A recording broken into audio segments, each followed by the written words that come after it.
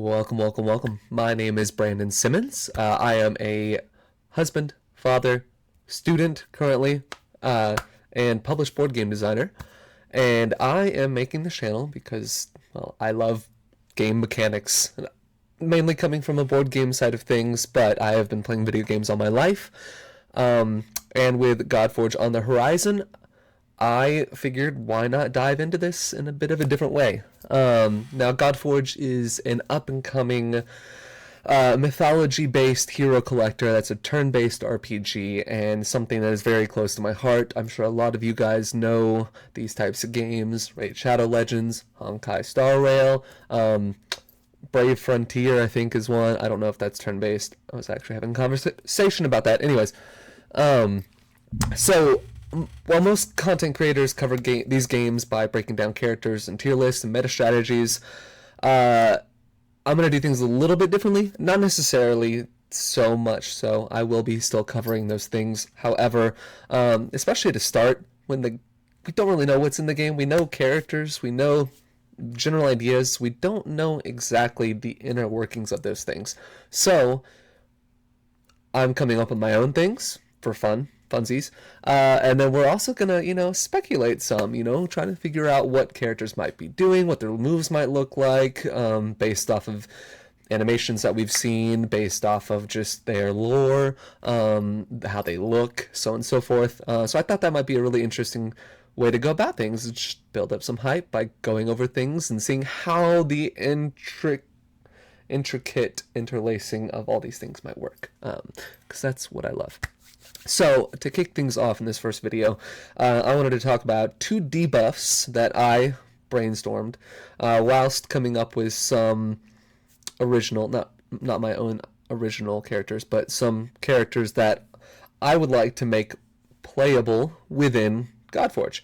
By playable, I mean, like, if they were coded into the game, they'd be ready to go.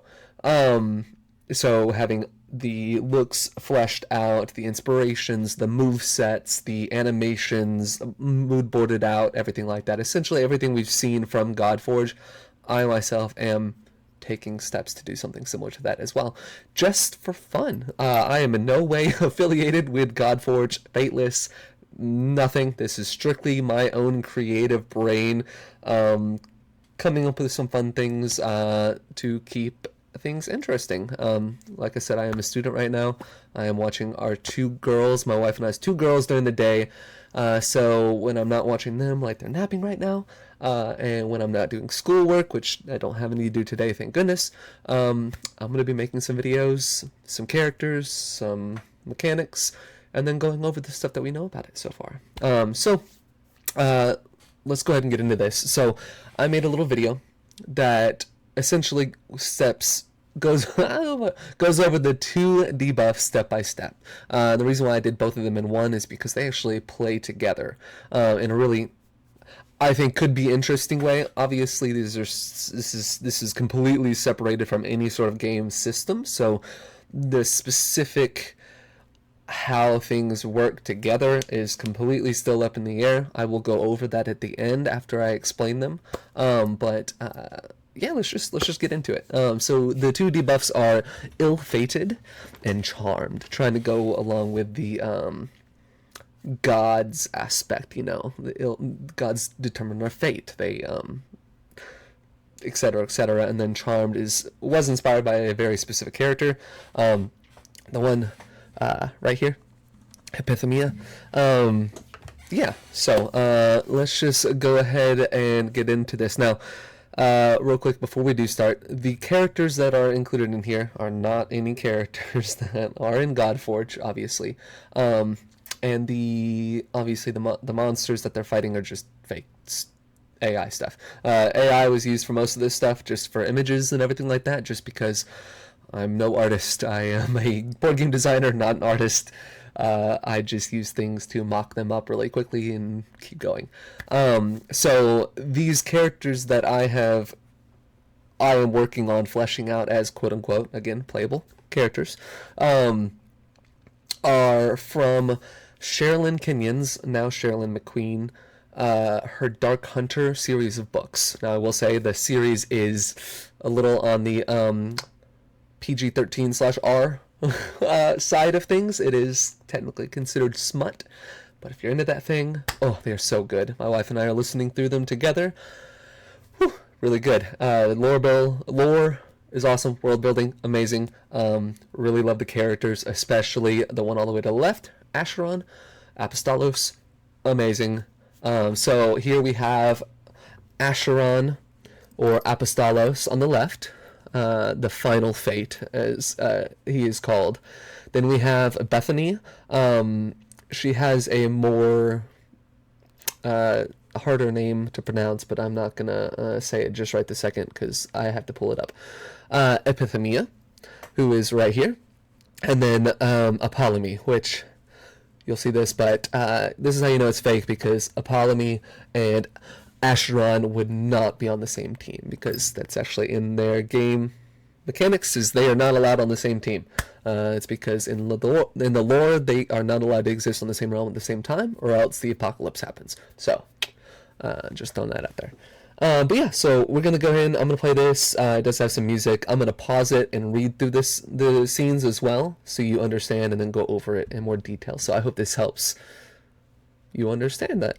Something I think is pretty cool. If you don't, cool, but let me know in the comments what you guys think of these, and if you'd like to see them in Godforge or another game, you know, just in a game. I think they'd be pretty interesting. Alright, so I'm gonna go ahead and start. Ill-fated and charmed debuff explanations. Battle start. So, the current definition of ill-fated debuff. This debuff functions similar to Weaken, if you are familiar with Raid Shadow Legends. Weaken increases the amount of damage either by, I think, 15 or 25%, depending on the strength of the buff. And it increases the damage that character takes, so essentially making them weaker, so they're taking more damage. It does work similar to that, so it increases the damage a champion takes from every hit. However, instead of a flat increase, like 15 or 25%, Ill-fated causes the damage taken to increase by 5% per unique attacker. So because, as you'll see, Bethany is about to attack Enchantress here. She's going to attack, she's going to apply this debuff, attack, and then see. Here we have Bethany, our in-house ill-fated-er. She will use her A2 ability, Hunter's Mark, which has an 80% chance to place the debuff. Okay, so she actually doesn't attack. She will target the Siren Enchantress, which is right here. So she's going to place this debuff. Now she was targeted, so it does trigger the debuff. Which, as you will see here in just a moment, applies 5% more damage that she is going to be taking. So it's represented by this little purple square right here. So good job, Bethany. Now the Enchantress has the ill-fated debuff, which means the next time Bethany attacks her, the damage will be increased by 5%. It is currently increased by 5% for everybody. It doesn't say that. But next time she specifically deals damage, it will be increased by that 5% at least. So currently she is taking plus 5% damage. Bethany doesn't actually deal the damage, so then it moves on to the next character, which is going to be Acheron, or Apostolos. And I'll get more into that later on as we cover the different characters I'm working on. I have several quote-unquote finished with the first pass, so I'll do videos on the first passes, get feedback and stuff like that, and then work on making them more unique to, say, its own game engine. I'm taking a lot of inspiration from Raid Shadow Legends, just as I'm fleshing these characters out quickly, and then I'll go in and actually make them more unique and individualized for another game, like its own game, quote unquote. I hope that makes sense. Okay, so he comes in with his A1, attacking the Enchantress once. Since he is a new unique attacker, he has not attacked Enchantress yet, another 5% damage increase gets added to the ill-fated debuff. This makes it 5% for Bethany, who just targeted her the turn before, and then 5% for Apostolos, making it 10% in total. So Acheron, Apostolos, is dealing 10% damage extra on top of the base damage. For simplicity's sake, I've made all damage in this 100 plus the percentage difference. So it makes 2 characters on our team of 4 that have attacked. The Enchantress specifically. Now, it's Apollome's turn. Again, like I said, you know it's fake because Apollo is not allowed on the same team as Acheron, vice versa.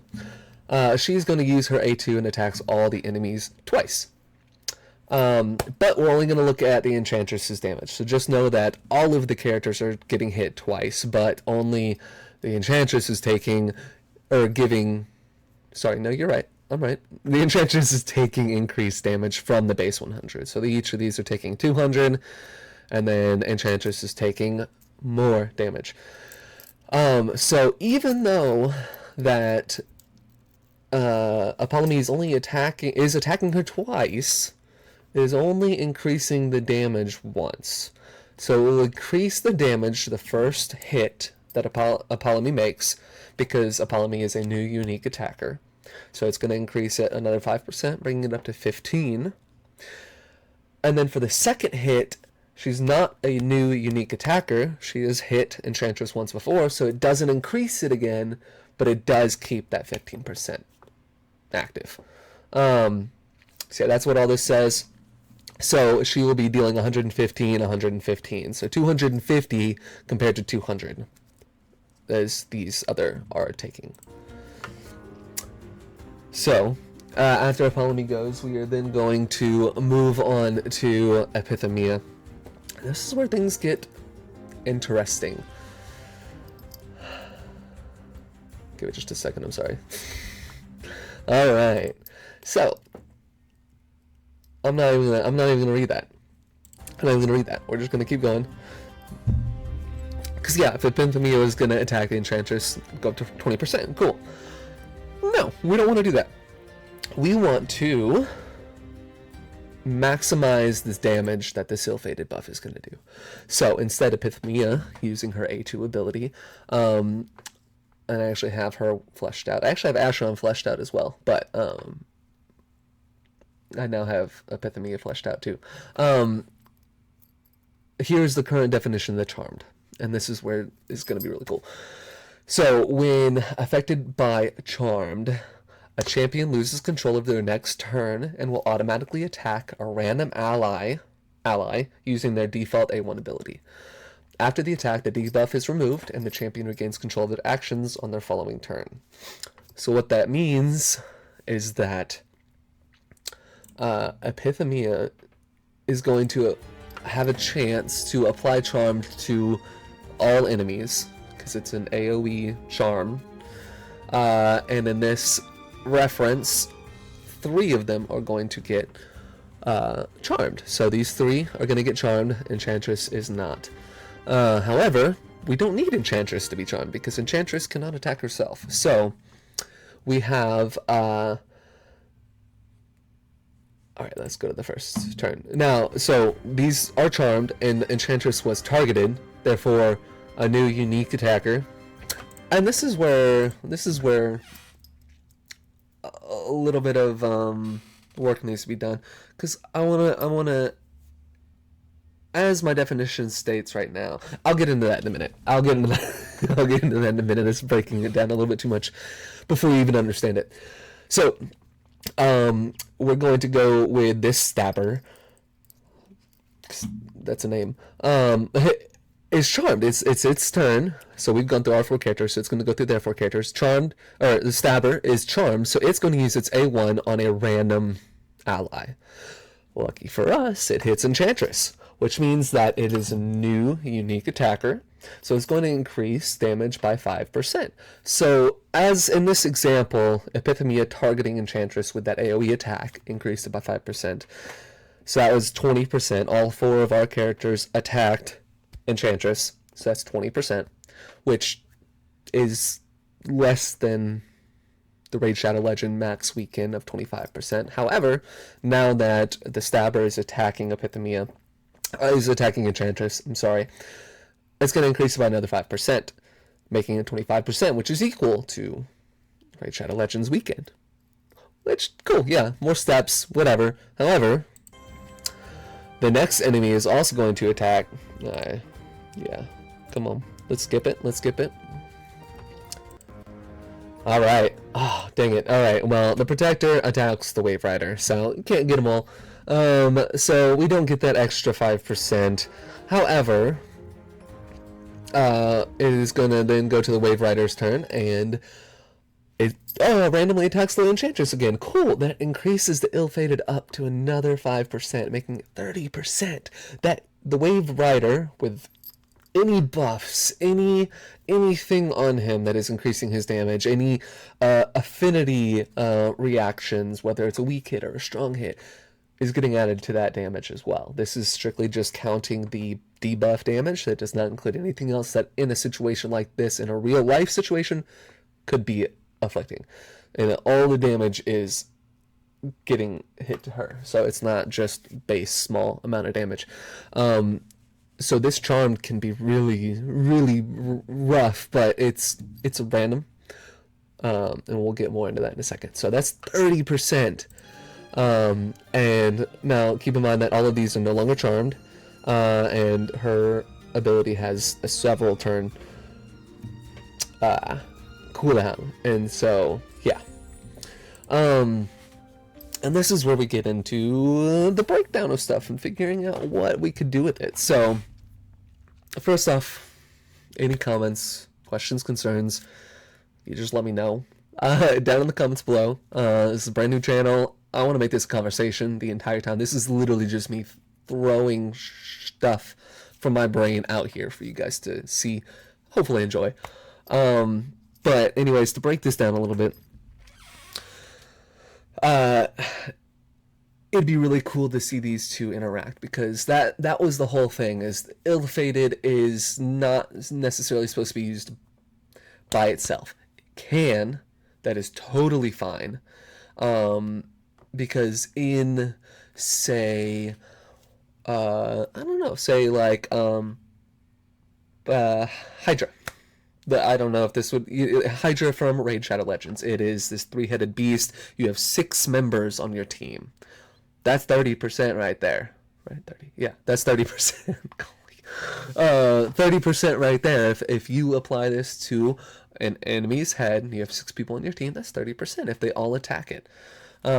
Which is 5% more, and obviously it grows as time goes on, but it's also for multiple turns. It's applied for 2 turns as of right now. It could be 3 or more, depending if you stack it. And not only that, but you could also debuff spread it to other enemies as well. So now all enemies have ill-fated, and you're attacking with, you have an AoE team that is just bombarding these people, and it could be just really interesting to see how people would play around with something like this. Not even including Charmed, not even including Ill-Fated, just the Charmed. Literally running a team of people that just run Charmed, so the enemy team kills itself. Like, I think that would be hilarious, first off. And second off, a counter to some teams. I mean, if you have a glass cannon team and they're so fast that you can never go before them, well then, like, if you can just hold out long enough with a defensive team just straight up brick walling that, and then land a Charmed or 2 and then have them attack each other, I think that'd be freaking awesome. And so even with like something like Taunt, so say the enemy team has a Taunt, but you do an AoE Charmed. Well, now instead of just fighting off your 4 characters in a PvP situation or something like that, instead of just being attacked by your 4 characters, they're now being attacked by their 3 allies as well, because a Taunt, in this case, I think it'd be interesting if it essentially backfired, is even Charmed allies have to target that character. So it's not random anymore, it is targeted. I think that'd be really, really interesting to see how that would play in with other buffs or debuffs, so on and so forth. Like I said, I was thinking about the spider. So having one big enemy and then a bunch of tiny ones. Um, yeah, doing charm, doing the AoE charm, hitting all enemies, afflicting not all of them obviously, but a mass majority of the however many spiders are. I think 12 or something like that. 12 tiny spiders all ganging up and attacking each other and attacking their mom, the big boss. I think that'd be hilarious. Um, and I mean, who knows, ill-fated, we don't know what's going to be happening with Godforge. They've talked about like pets and stuff like that. I doubt that's going to be a thing, but if it is, like, that would be a new unique individual attacker unless it's paired with the god. I don't know. And there could be summons that some characters can summon later on or something like that, increasing your team size. Who knows? But it'd be really interesting. Or like clan combat where you have multiple teams all attacking one boss at the same time. I mean, that could be exponential. Like, I don't know. I just think it's really interesting to have no cap. That's the thing with ill-fated. No cap to the damage. It's not like go to a max of 35%. No, I want you to push it. I said we. I am we. I want you to push it. I wanted to just thought experiment to see what could be done with that and charmed. I mean, obviously there's a chance to hit, and it's random, but that's the price to pay for, having enemies turn against themselves. So yeah, please. I know this is probably a longer. I don't even know how long this is. Oh, 20 minutes. Uh, I did not expect this to be 20 minutes long. Please let me know your thoughts, comments, questions, concerns. Just have a conversation. Please be like nice. This is just a thought experiment. It's nothing official. Just having fun with this. So have fun with me. Let me know your thoughts, questions, your ideas, feedback. If there's any way to make this better, if it's too strong, how to make it more equal and grounded and everything like that. But just let me know. Please reach out, comment. I will be very active. Just let me know. So thanks for watching.